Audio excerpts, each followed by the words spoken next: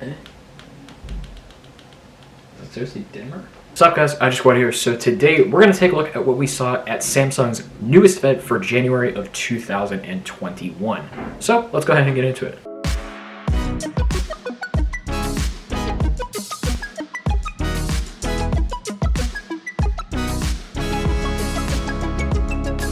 Alright, so there's 5 major things that Samsung announced at this event, starting with the Samsung Smart Tags. Now, if I remember correctly, I think Samsung had something pretty similar to this, and I think it was called the Smart Things Tracker. But this is pretty much an upgraded version of it, and basically what it is probably right now the biggest competitor to Tile. And if you guys don't know what these are like little trackers that you can keep on your keys or in your wallet. I use these things all the time. They are honestly a lifesaver in me not losing my things, not losing my wallet or my keys. So that's really helpful. So the Smart Tag starts at $30, and what kind of sucks about it is that it's only compatible with Galaxy phones. Now, me being a Galaxy owner, that's fine, but if you want to, but for someone that wants to use this with, say, an iPhone or with another Android device like a Pixel or an LG or a Sony, you can't. You have to have a Samsung phone, which kind of sucks, to be real, because that just gonna make them go out and grab a Tile, or if Apple ends up releasing like AirTags or whatever they're gonna call it, maybe they'll end up getting that. And then I think there's also a second model of this called the Smart Tag. I think it's either the Smart Tag Plus or the Smart Tag Pro.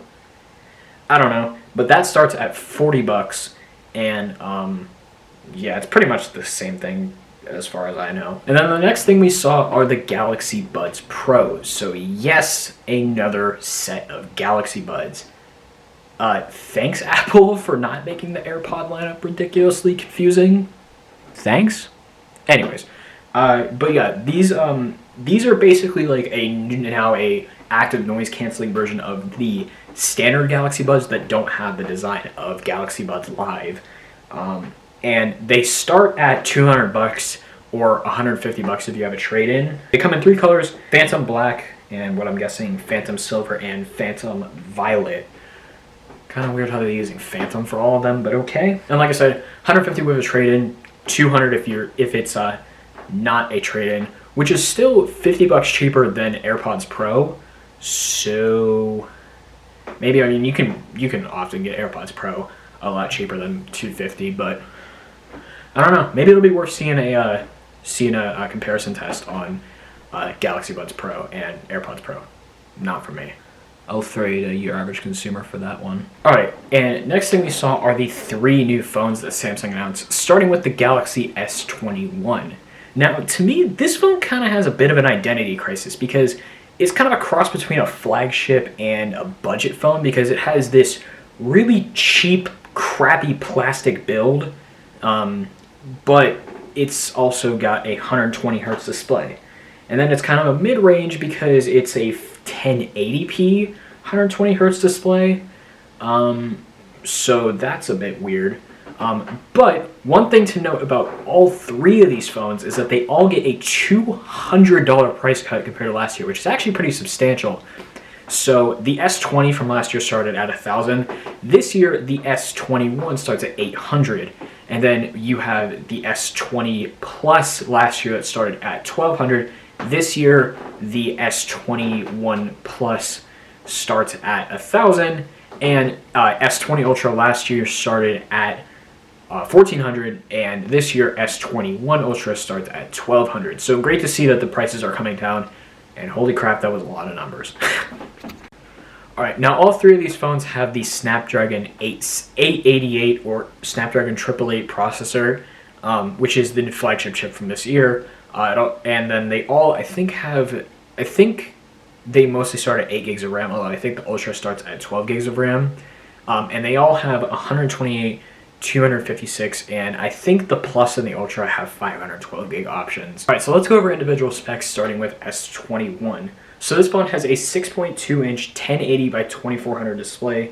It's got a triple array of cameras with a 64 megapixel main camera 8 gigs of RAM, a 4,000 milliamp hour battery, and yeah, it's got Snapdragon 888, Adreno 660. It can record 8K video at 24 frames per second, but honestly, it's not going to be probably any better over most 4K video. It doesn't have a headphone jack. None of them have a headphone jack. We all know this by now.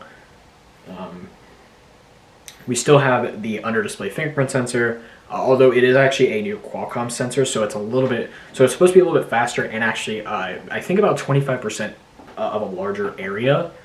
So, yeah. And it comes in four colors. There's Phantom Gray, Phantom White, Phantom Violet, which is honestly ugly with that gold camera strip, and then Phantom Pink. So, yeah. Alright, and then we have S21 Plus. So this phone has a 6.7-inch 1080p 120 Hz OLED display. It's got a 64 megapixel main camera, 8 gigs of RAM, a 4800 mAh battery, which is up from the 4500 mAh battery of the S20 Plus. And all these phones are still IP68 water resistant up to 1.5 meters, not at the crazy level of Apple's 6 meters for 30 minutes. That's just unbelievable. USB Type-C 3.2 is now here. Still no Bluetooth 5.2. That's kind of weird. But this also has a couple other new colors like Phantom Gold and Phantom Red. So that'll be interesting to check out.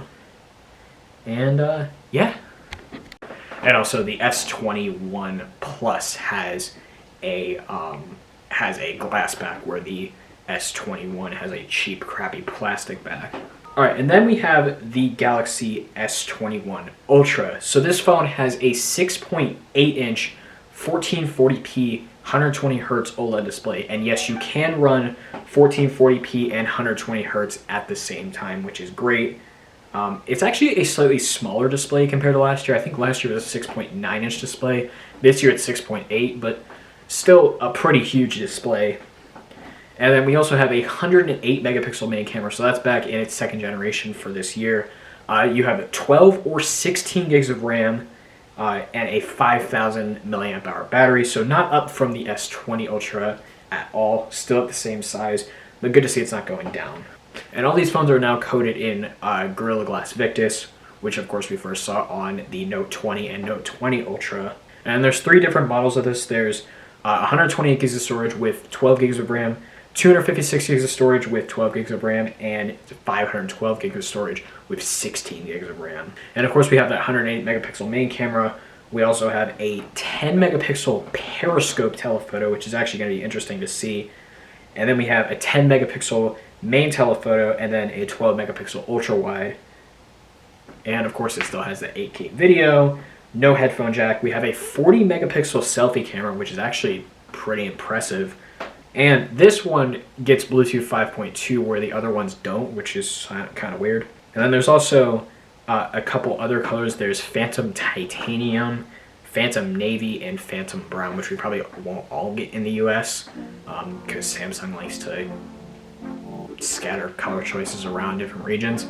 But that's pretty much it for what Samsung announced at their January event. So that is going to wrap it up for this video. Hopefully you guys enjoyed. If you did, make sure you guys smash the thumbs up button, hit that subscribe button down below, follow me on Snapchat, Instagram, Twitter, TikTok, and Twitch. And I'll be able to catch you guys in the next one. Peace.